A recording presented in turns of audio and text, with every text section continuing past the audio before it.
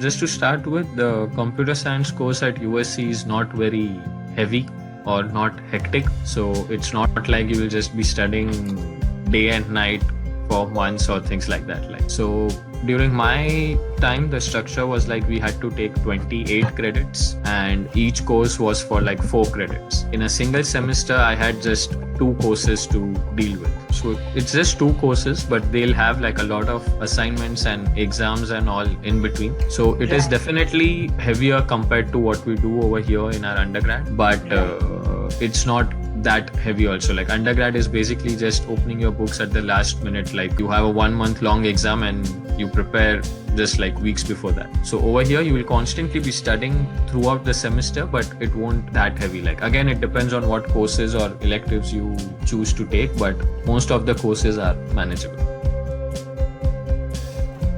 So that's the thing, like the flexibility at USC, like they don't offer you a lot of flexibility in terms of course selection. You are allowed to take only 4 credits outside of computer science curriculum. So out of those 4 credits, you get 1 credit for your internship. So even that is counted as outside of CS curriculum. Then you are left with like just 3 credits. And during our time, there was this one course of professional writing and communication, which was mandatory for CS students. So another credit got wasted over there. So I was just left with 2 additional credits, like to take any course outside of CS. So the issue was there was no course for just 2 credits. So the flexibility is not that much. So you end up taking courses from the CS curriculum itself.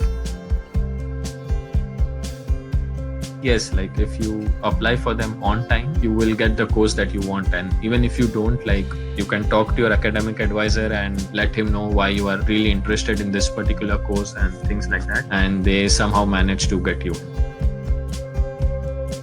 There's an online portal, so there will be a deadline set for every semester before which you need to submit your course preferences. And then they let you know whether you have been selected for that particular course or not.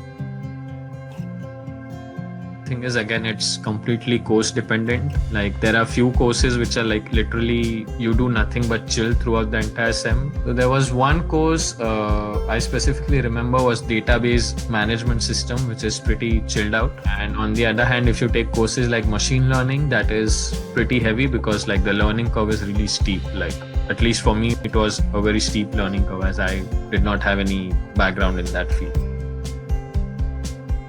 Yeah, so not even 3, like everyone at USC I know of has a GPA of like 3.4 to 4 or something like that. So like you just need to be regular with the assignments and the exams and everything. And so if one semester you feel like your GPA has taken a hit, you can just take maybe a lighter or an easier course the next sem to cover it up. But to be honest about it, GPA doesn't really matter out here. Like maybe in India we think like, okay, we need to maintain a good GPA and things like that. But once you come here, you'll realize that GPA is of least importance. Like what's important is that you take good courses and work on good projects, no matter how bad your GPA turns out to be at the end of the semester. When you do end up applying for internships or jobs or things like that, no one will ask you for your GPA. They'll just look at your resume and like what courses you studied and what projects you worked on. Right, but you do have to maintain a minimum GPA, right? Yeah, like the minimum is 3. Like if you go under 3, it basically means you failed. But no one really